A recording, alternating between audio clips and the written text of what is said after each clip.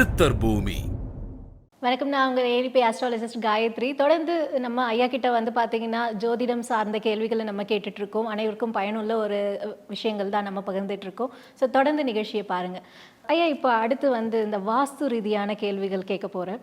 அதில் முதல்ல வந்து பார்த்திங்கன்னா இந்த காயத்ரி மந்திரம், அதாவது எப்போவுமே வீட்டில் வந்து இந்த காயத்ரி மந்திரம் வந்து ஒலிச்சிக்கிட்டே இருக்கணும் அப்படின்னு சொல்கிறாங்க. இந்த காயத்ரி மந்திரம் ஒலிக்கிறதுனாலையும் அதை சொல்கிறதுனாலையும் ஒருத்தருக்கு என்ன மாதிரியான வாழ்க்கையில் மாற்றங்கள் கொடுக்குது, அல்லது வீட்டில் அது என்ன மாதிரியான சூழ்நிலைகளை வந்து உருவாக்குது?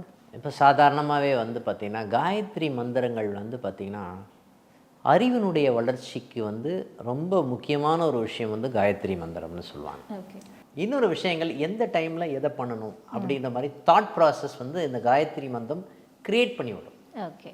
அப்படின்ற ஒரு விஷயம் காயத்ரி மந்திரத்துக்கு உண்டான ஒரு பலனை கொடுக்கக்கூடிய தன்மை இருக்கிறது அப்படின்னு சொல்லுவோம். இந்த அறிவு சம்பந்தப்பட்ட விஷயங்கள், ஞானம் சம்பந்தப்பட்ட விஷயங்கள் வளர்ச்சி அடைவதற்குண்டான தன்மை அப்படின்ற ஒரு விஷயங்களில் கரெக்டாக இருக்குமான்னா கரெக்டாக இருக்கும்னு சொல்லலாம். இது வந்து பார்த்திங்கன்னா இந்த காயத்ரின்னு சொல்லும்போதே புதனுடைய தன்மை கொண்டது அப்படின்னு சொல்லலாம். இப்போ லாஜிக்கலாக தான் திங்க் பண்ணுவாங்க, ப்ராக்டிக்கலாக திங்க் பண்ணுவாங்க. இந்த மாதிரி நிகழ்வுகள்லாம் எல்லாருக்குமே நீங்கள் எந்த காயத்ரி வேணாலும் எடுத்துக்கோங்களேன், இந்த திங்கிங் இருக்குமா இருக்கும். அறிவு சம்மந்தப்பட்ட விஷயங்கள் அவங்களுக்கு ஆட்டோமேட்டிக்காக ஈர்ப்பு அதிகமாக இருக்கக்கூடிய தன்மை.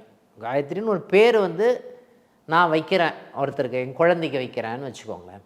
அப்போது எனக்கும் அந்த குழந்தைக்கும் ஒரு பாண்டிங் இருக்கும். எனக்கும் அந்த அறிவு சம்மந்தப்பட்ட வேட்கை அதிகமாக இருக்கும், அந்த குழந்தைக்கும் அந்த அறிவு சம்மந்தப்பட்ட வேட்கை அதிகமாக இருக்கக்கூடிய தன்மை இருக்குமா இருக்கும். நம்ம வீட்டில் வந்து ஏதாவது ஒரு அந்த சிலைகள் வைக்கிறதும் சரி, அதே போல் அந்த சிலைகள் வந்து பார்த்திங்கன்னா இந்த வீட்டு தலைவர்களுடைய அந்த கட்ட விரல் இருக்கு இல்லையா, கை கட்டம், அது தாண்டி இருக்கக்கூடாது அப்படின்னு சொல்கிற ஒரு வழக்கம் இருக்குது. அது எதனால் அப்படின்னு சொல்ல முடியும்? முக்கியமாகமா அந்த வீட்டில் வந்து வைக்கக்கூடிய விக்கிரகங்கள் எப்போவுமே இந்த நம்ம கையில் வந்து பார்த்திங்கன்னா இந்த ஆள்காட்டி விரல் இப்படி தம்பு இம்ப்ரெஷன் இதுக்கு வந்து கீழே தான் இருக்கணும்னு நம்ம சொல்லுவோம் சாதாரணமாக.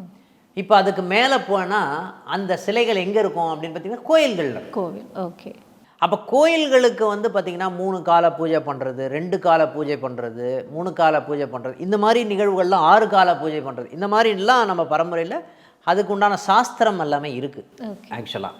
அப்போ அதுக்கு உண்டான சாப்பாடை நம்ம தெய்வத்துக்கு கொடுக்கணும் அப்படின்னு. உருவங்கள் அதிகமாகும் பொழுது அதுக்கு உண்டான விஷயத்தை நம்ம ப்ராப்பராக பண்ணணும். ஒன்றும் இல்லை, சின்ன சால கிராமம் வீட்டில் இருக்குது அப்படின்னு சொன்னாவே சால கிராமத்தை வந்து பட்னி போடக்கூடாதுன்னு சொல்லுவோம். அட்லீஸ்ட் வந்து நம்ம என்ன பண்ணோம், ரெகுலராக அபிஷேகம் பண்ணணும் அப்படின்ற மாதிரி அமைப்பு இருக்குது. விக்கிரகங்களாக இருந்ததுன்னா கண்டிப்பாக அபிஷேகம் பண்ணணும். இல்லைன்னா நம்ம வந்து வீட்டை வந்து துடைக்காமல் ஒரு தூசியோடு வச்சுருந்தா எப்படி இருக்கும்? அதுக்கு உண்டான நெகட்டிவ் தன்மையை வந்து வைப்ரேஷன் வந்து கிரியேட் பண்ணுமா, கிரியேட் பண்ணும். ஓகே. இப்போ அதுக்காக ஹோமங்கள் பண்ணுறது, அதுக்காக வந்து பூஜைகள் பண்ணுறது, 6 கால பூஜை பண்ணுறது, அபிஷேகம் பண்ணுறது, இந்த மாதிரி விஷயங்கள் எல்லாமே அதுக்கு ரெகுலராக பண்ண வேண்டிய ஒரு கால கட்டாயத்துக்கு உள்ளாக்கிடுறோம்னு சொல்லலாம். ஒன்றும் இல்லை, சின்ன சால கிராமம் இருந்தாவே நீங்கள் வந்து ஊருக்கு போகிறீங்க அப்படின்னு சொன்னாவே என்ன பண்ணுவாங்கன்னா வீட்டில் அரிசி பானை இருக்கு இல்லையா, அரிசி ஒரு பாத்திரத்தில் அரிசி கொட்டி வச்சுருப்பாங்க, அதில் வச்சுட்டு வந்துட சொல்லுவாங்க. ஆனால் அந்த சால கிராமத்துக்கும் சரி அந்த விக்கிரகங்களுக்கும் சரி சாப்பாடு கிடைக்கணும்னு சொல்லுவாங்க. இந்த அரிசி வந்து நமக்கு யாரால் கிடைக்கிது? அவரால் கிடைக்கிது, பகவானால் கிடைக்குது. ஓகேங்களா? அப்போ அது வந்து நமக்கு வந்து ரெகுலராக கிடைக்கணும் அப்படின்னா அவருக்கு வந்து பிரசாதமாக அழித்து விட்டு நாம் சாப்பிட்றோம். அப்போது அந்த மாதிரி ஒரு விக்கிரகங்கள் இருக்குன்னா அது வந்து அதிகமாக ஆக்கர்ஷணம் ஜாஸ்தியாக இருக்கும். இந்த ஆக்கர்ஷணம் ஜாஸ்தியாக இருக்கும்போது அதுக்கு தகுந்த மாதிரி எல்லா விஷயத்தையும் பண்ண வேண்டும் அப்படின்ற ஒரு விஷயம் தான் ரொம்ப முக்கியமான விஷயம். ஸோ இப்போ மீறி இதை பற்றி தெரியாதவங்க வந்து பார்த்திங்கன்னா வீட்டில் இந்த மாதிரி பெரிய பெரிய சிலைகள் விக்கிரகங்கள் வைக்கிறதும் உண்டு. ஆனால் ஒரு சிலர் அதை பராமரிக்கிறதும் இல்லை. பட் இதனால் அவங்களுக்கு ஏற்படக்கூடிய விளைவுகள்ன்ற மாதிரி ஏதாவது இருக்கா? விளைவுகள் அப்படின்னு சொன்னால் அவங்களுடைய ஜாதகத்தில் அந்த மாதிரி ஒரு அமைப்பு வந்துடும். அந்த ஜாதகத்தினுடைய அமைப்பு தேவையில்லாத ஒரு பிரச்சனை கொடுக்கக்கூடிய தன்மை இருக்குமா, இருக்கும். அது ஆட்டோமேட்டிக்காக வந்து பார்த்திங்கன்னா நெகட்டிவான எனர்ஜி பிரவேசிக்கக்கூடிய தன்மை இருக்கும். தேவையில்லாத ஒரு நம்ம வந்து கரெக்டாக தான் எல்லாமே பண்ணுறோன்னு நினச்சிக்கிட்டு தப்பாக பண்ணுவாங்க.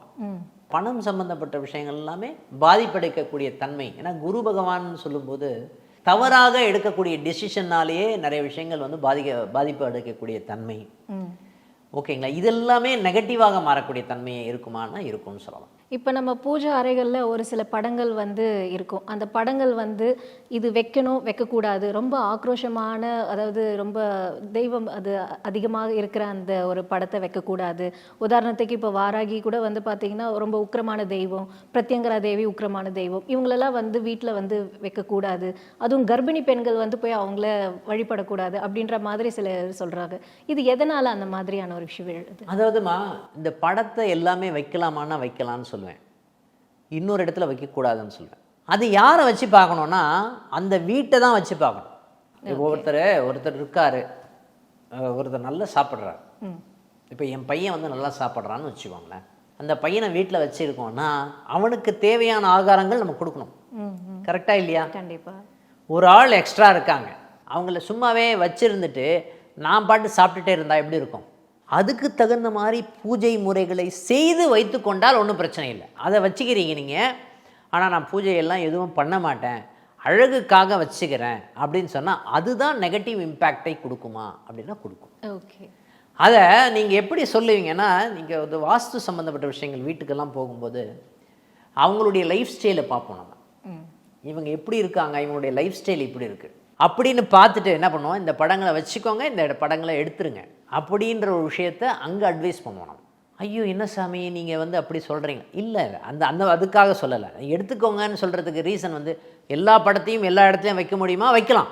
ஆனால் அந்த உருவத்தை அங்கே வச்சிங்க அப்படின்னா அதுக்கு உண்டான நித்திய அனுஷ்டானங்களை நாம் செய்ய வேண்டும் அப்படின்னு ஒரு விஷயம் ரொம்ப முக்கியமான விஷயம். நான் எதுவுமே பண்ண மாட்டேன், அப்படியே வந்து இருப்பேன் அப்படின்னா உக்கிரமான தெய்வங்கள் அப்படின்னு சொல்லும்போது இந்த உக்கிரமான தெய்வங்களை நான் வந்து கவனமாக பார்த்து கொள்ள வேண்டும்.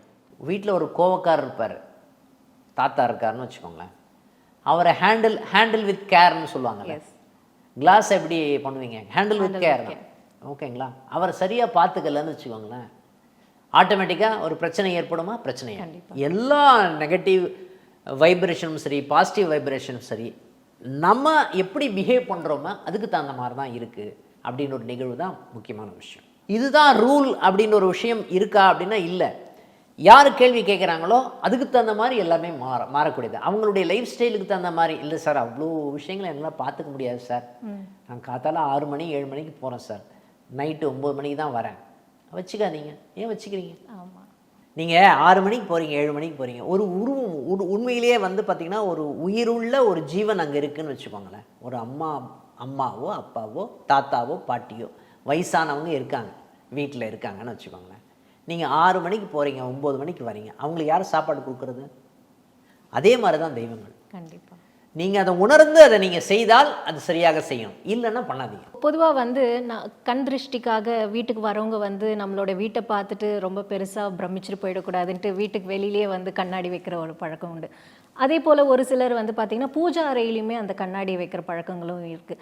ஸோ இது எதனால், அது வைக்கிறதுனால வந்து அந்த தீய விஷயங்கள் வந்து அவங்களுக்கு அண்டாது அப்படிங்கிற ஒரு விஷயம் இருக்கா?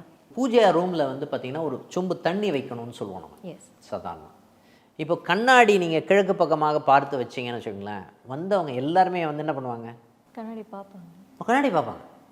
எல்லாருக்குமே ஒரு நம்ம அப்படி கிராஸ் பண்ணும்போது கண்ணாடி தெரிஞ்சேன்னு வச்சுக்கோங்க, கண்டிப்பாக பார்ப்பாங்க. அதுவும் புதுசாக வீட்டுக்குள்ளே வர்றவங்க நம்ம எப்படி இருக்கோம் அப்படின்னு கண்ணாடி பார்ப்பாங்க. அப்படி பார்க்கும்போது அதனுடைய தன்மை, கண்ணாடியினுடைய ரிஃப்ளெக்டர் என்ன பண்ணணும்னா நம்முடைய எண்ணங்களையும் சிந்தனைகளையும் பிரதிபலிக்கக்கூடிய தன்மை இருக்குமா? இருக்கும்.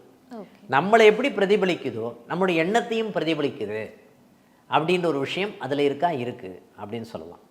அப்போது அவனுடைய நெகட்டிவான தாட் ப்ராசஸ் எல்லாமே கண்ணாடி பார்க்கும்போது அந்த விஷயத்தை ஒரு நிமிஷம் அதை கட் பண்ணிவிடுவாங்க. என்னுடைய உருவத்தை நான் பார்க்கிறேன் அப்படின்ற என்னுடைய உருவத்தை பார்க்கும்போது என்னதான் நெகட்டிவ் சம்மந்தப்பட்ட விஷயத்தோடு வந்தால் கூட அந்த ஒரு நிமிஷம் மறந்துடுவாங்களா, அதுக்கப்புறம் டைவெர்ட் ஆகிடும். ஓகே, அந்த டைவர்ஷன் அந்த கண்ணாடியில் இருக்குது. அதனால தான் வந்து இந்த கண்ணாடியை வந்து கிழக்கு செவத்தில் மாட்டி கிழக்கு பக்கமாக பார்க்குற மாதிரி மாட்டணும்னு வச்சுக்கோங்களேன். அது வந்து நெகட்டிவான நிறைய விஷயங்களை ரிஃப்ளெக்ட் பண்ணிவிடும். இப்போ பொதுவாக வந்து ஒரு வீடு கட்டுறாங்க அப்படின்னா அந்த வீட்டில் வந்து பார்த்திங்கன்னா இந்த ஒரு எட்ஜில் வந்து பார்த்திங்கன்னா ஒரு முக்கோணம் மாதிரி ஒரு கடைசி அந்த செவுர் வந்து உயரத்தில் தான் இருக்கணும் அப்படிங்கிற ஒரு விஷயம் இருக்குது. அது வந்து ஒரு ட்ரையாங்கிள் பேஸில் வந்து எழுப்பி இருக்கணும் அந்த செவுரு அப்படின்ட்டுருக்காங்க.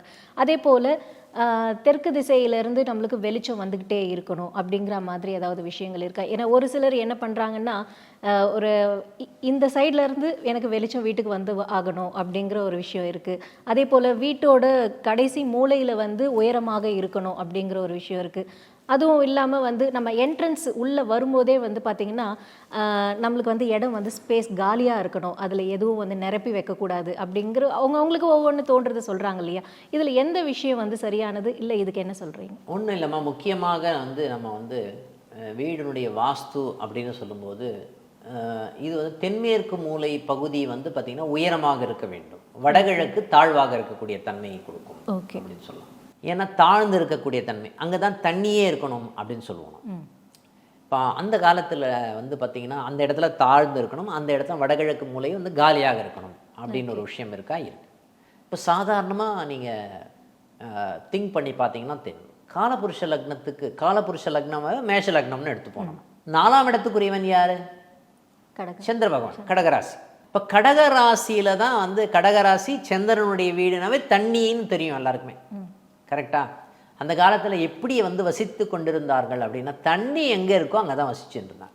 அதனால தான் வந்து பார்த்திங்கன்னா வீட்டுக்கு பக்கத்தில் தண்ணி இருக்கணும் அப்படின்னு ஒரு விஷயம். அது எந்த இடம் அப்படின்னு பார்த்திங்கன்னா வடகிழக்கு மூலையில் வந்து பார்த்திங்கன்னா தண்ணி இருக்கணும் அப்படின்னு ஒரு நிகழ்வு இருக்குது அப்படின்னு சொல்லலாம். தென்மேற்கு பகுதி அப்படின்ற ஒரு விஷயம் வந்து உயர்ந்து இருக்க வேண்டும் அப்படின்னா எல்லா இடத்துலையும் வந்து பார்த்திங்கன்னா அந்த இடம் தான் உயர்ந்து இருக்கணும். ஏன்னா அந்த இடத்துல காட்டு போடுவோம், எல்லா விஷயங்களும் போடுவோம் அப்படின்னு ஒரு நிகழ்வு இருக்குது. அந்த இடத்துல தான் தலைவன் இருக்கக்கூடிய பகுதி, யார் வந்து முக்கியமாக நிர்வாகம் வீட்டை நிர்வாகம் செய்கிறார்களோ அவர்கள் இருக்க வேண்டிய பகுதி.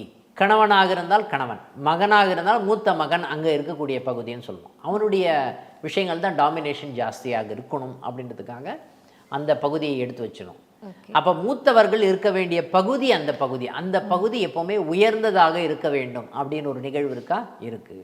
இப்போ ஒரு கிரகம் எடுத்திங்கனாலும் சரி, ஒரு இடம் எடுத்திங்கனாலும் சரி, அந்த தென்மேற்கு பகுதியில் அந்த ரூமில் இருக்கக்கூடிய ஒரு பகுதியை எடுத்திங்கனாலும் சரி, எல்லா இடத்துலையும் வாஸ்து அங்கே கனெக்ட் ஆகும். இந்த மாதிரி நிகழ்வு எல்லாமே வரும்போது இந்த இடத்துல இருக்கணும், இந்த இடத்துல இருக்கக்கூடாது. தண்ணி எங்கே இருக்கணும்? இங்கே தான். அதை தண்ணியை போயிட்டு தென்மேற்கு பகுதி அந்த இடத்துல போயிட்டு நீங்கள் வந்து கிணறு வெட்டலாமா? வெட்டக்கூடாது. அதனால் எந்த பகுதியில் எது இருக்கணுமோ அந்த பகுதியில் அது இருந்தால் வந்து சிறப்பை கொடுக்குமா? கொடுக்கும். நான் கேள்விப்பட்ட வரைக்கும் ஒரு விஷயத்த கேட்குறேன். இப்போது கணவன் மனைவி அப்படின்னு இருக்காங்கன்னா, அவங்க வந்து பார்த்திங்கன்னா அந்த பெட்ரூமில் வந்து அவங்க எந்திரிக்கும் போதே வந்து கண்ணாடி அவங்க எதிர்த்தாப்பில் வந்து கண்ணாடி இருக்கக்கூடாது. அவங்க ஏன்னா அந்த அவங்களுக்கு எந்த பிரச்சனை இருக்கோ அது காலையிலையும் அதே மாதிரியான விஷயங்கள் ரிஃப்ளெக்ட் ஆகும் அப்படின்னு ஒரு விஷயம் இருக்குது. அது உண்மைதானா? அந்த மாதிரி கண்ணாடி இருக்கக்கூடாதா? ஆமாம்மா, பெட்ரூமில் எப்போவுமே வந்து ஒரு கண்ணாடி வந்து பார்த்திங்கன்னா எப்போவுமே ப்ரைவசின்றது ரொம்ப முக்கியம். ஓகே. அது வந்து தென்மேற்கு பகுதி இருட்டாக இருக்க வேண்டும் அப்படின்னு ஒரு விஷயம் இருக்குது. தென்மேற்கு பகுதியில் நம்ம ஜன்னல் இருந்தால் கூட அதை க்ளோஸ் பண்ணி தான் வைக்கணும் அப்படின்னு ஒரு நிகழ்வு இருக்குது. ஓகேங்களா? அந்த ப்ரைவசி, தாம்பத்தியம் சம்மந்தப்பட்ட விஷயங்கள் அந்த இடத்துல நடக்கிறதுனால நம்ம எந்த இடத்துலையும் அந்த அந்த உருவத்தை வந்து யாருமே வந்து பார்த்திங்கன்னா பார்க்கறதுக்கு பிடிக்காது யாருக்குமே.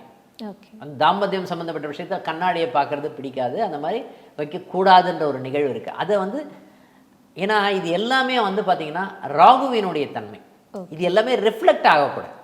ஓகேங்களா? இது ரிஃப்ளெக்ட் ஆச்சு அப்படின்னு சொன்னால் அது சம்மந்தப்பட்ட பாதிப்புகள் அங்கே அதிகமாக இருக்கக்கூடிய தன்மை இருக்கும். எப்போ அது தெரியும்னு பார்த்தீங்கன்னா, இந்த கண்ணாடி சம்மந்தப்பட்ட விஷயங்கள் இருக்கும்போது வெளிச்சம் இருந்தால் தான் தெரியும். நம்ம ஏற்கனவே இருட்டாக தான் இருக்கணும்னு சொல்லியிருக்கோம் நம்ம. ஓகேங்களா? அதனால தான் பெட்ரூமில் எந்த இடத்துலையும் கண்ணாடி வைக்காதீங்க. சப்போஸ் கண்ணாடி வச்சிங்கன்னா கூட ஸ்க்ரீன் போட்டு வச்சுருங்கன்னு சொல்லுவோம். சரி, இப்போ அதே போல் வந்து பார்த்திங்கன்னா நம்ம கோவிலுக்கு போகிறோம், ஏதோ ஒரு நம்மளுக்கு ஒரு வேண்டுதல் இருக்குது, பிரார்த்தனை இருக்குது. அந்த வேண்டுதல் செய்யறதுக்காக நம்ம போகிறோம். அந்த கோவிலில் வந்து நிறைய நல்ல விஷயங்கள், நம்மளுக்கு பாசிட்டிவ் வைப்ரேஷன் கிடைக்குது அப்படின்னு சொல்லிட்டு நம்ம அடுத்த முறை போகும்போது நம்ம கூட இருக்கிற உறவினர்களையும் நண்பர்களையும் நம்ம கூட்டிகிட்டு போகிறோம். அந்த மாதிரி நம்ம கோவிலுக்கு வந்து நம்ம உறவினர்களையும் ஒரு நம்மளுடைய பிரார்த்தனை நிறைவேறிடுச்சுன்ட்டு நம்ம மற்றவங்களுக்கு வந்து அதை சஜஸ்ட் பண்ணிட்டு கூட்டிகிட்டு போகிறதுங்கிறது நம்மளுக்கு நல்லது தானா? பொதுவாக அதெல்லாம் ஒன்றும் இல்லைம்மா. நீங்கள் கோயிலுக்கு போகும்போது யார் வேணாலும் கூட்டிகிட்டு போகலாம். ஓகே. ஓகேங்களா? நீங்கள் அங்கே மீட் பண்ணுவீங்க, ஒரு ஃப்ரெண்டாகவே மீட் பண்ணுவீங்க, ஒரு ரிலேட்டிவை மீட் பண்ணுவீங்க. ஓகே. ஆனால் எல்லாருடைய நோக்கமும் வந்து பக்திமயமாக இருக்கக்கூடிய தன்மை, கோயிலுடைய வைப்ரேஷன் அங்கே இருக்கா? இருக்குது. ஓகே. ஓகேங்களா? எல்லாரும் ஒரு விஷயத்தை நோக்கி வந்து ஒரு பாசிட்டிவான ஒரு விஷயத்தை நோக்கி தான் வந்து எல்லாரும் வேண்டுறாங்க. அந்த ஒரு சிலையை பார்த்து ஒரு வேண்டுதல் அப்படின்ற அந்த கடவுளை பார்த்து வேண்டுதல் அப்படின்னு சொல்லப்படுகின்ற நிகழ்வுகள் அங்கே வைக்கப்படுகிறது. அப்போ என்னன்னா எல்லாரும் ஒரு விஷயத்தை நோக்கி பயணப்படும் போது அங்கே நெகட்டிவ் தாட்ஸே இருக்காது. காரணம் என்னென்னா நீங்கள் பாசிட்டிவான விஷயங்களை நோக்கி தான் அவங்க ஜெபம் பண்ணுவாங்க, மெடிடேஷன் பண்ணுவாங்க, அதை பார்த்து தியானம் பண்ணுவாங்க. ஓகேங்களா? நிம்மதியை கொடுன்னு கேட்பாங்க. இந்த கேட்பது அப்படின்னு சொல்லப்படுகின்றாங்க நிகழ்வு வரும்போது அந்த மூலஸ்தானத்தில் அதில் இருக்கக்கூடிய வைப்ரேஷன் எல்லாமே வந்து பார்த்திங்கன்னா அந்த மூலஸ்தானத்தில் ஏதாவது ஜன்னல் இருக்கான்னு பாருங்கள், எதுவுமே இருக்காது. அப்போது அந்த இடத்துல அந்த மாதிரி வைப்ரேஷன் வரும்போது எல்லாமே பட்டு அந்த கடவுளுடைய பிரதிபிம்பத்தில் பட்டு வெளிப்படக்கூடிய தன்மை இருக்குது அப்படின்னு ஒரு நிகழ்வுக்கு. அப்போ பாசிட்டிவான விஷயங்கள் தான் அங்கே நடக்கும் அப்படின்னு ஒரு விஷயங்கள் இருக்குது. அதனால் நீங்கள் யார் வேணாலும் கோயிலுக்குள்ளே போகலாம், எல்லாமே பண்ணலாம், அதெல்லாம் தப்பு கிடையாது. யாரை நான் கூட்டிகிட்டு போகலாம் கூட்டிகிட்டு போகக்கூடாது அப்படின்னு ஒரு நிகழ்வு. சில இடத்துல மட்டும் பரிகாரத்துக்கு மட்டும் நீங்கள் மட்டும் போயிட்டு வாங்கன்னு சொல்லுவோம். அந்த ஜாதகத்தில் இருக்கக்கூடிய தன்மையினால் அந்த மாதிரி சொல்லுவோம்.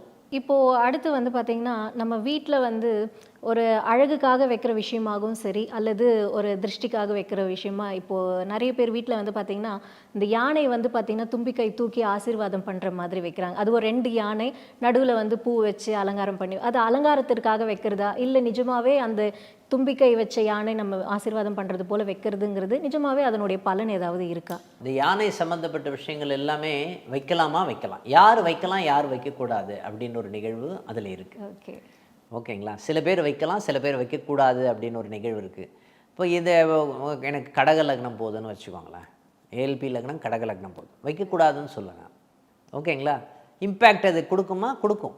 இப்போ ஏஎல்பி லக்னம் எனக்கு வந்து மேஷ லக்னம் போகும்போது 8ஆம் இடத்துல குரு பகவான் இருக்கார், வைக்காதீங்கன்னு சொல்லுவாங்க. அப்போ யார் பண்ணலாம் யார் பண்ணக்கூடாது அப்படின்னு ஒரு நிகழ்வு இருக்குது. அதுக்கு தகுந்த மாதிரி நம்ம வந்து அதை அப்ரோச் பண்ணோம்னா கரெக்டாக இருக்கும். அவங்களுக்கு ஃபேவரபுளாக இருக்குது, குரு பகவான் நல்லா இருக்கார் அப்படின்னு சொன்னால் வைக்கலாமா, தாராளமாக வைக்கலாம். ரொம்ப நன்றி சார். வாஸ்து ரீதியான அத்தனை கேள்விகளுக்கும் ரொம்ப எளிமையாக எல்லாருக்கும் புரியும் வகையில் நீங்கள் கொடுத்த பதில்கள் அனைவருக்கும் பயன்படும். ஸோ நன்றி சார். மீண்டும் இன்னொரு நிகழ்ச்சியில் உங்களை சந்திப்பேன். நன்றி சார். சித்தர் பூமி.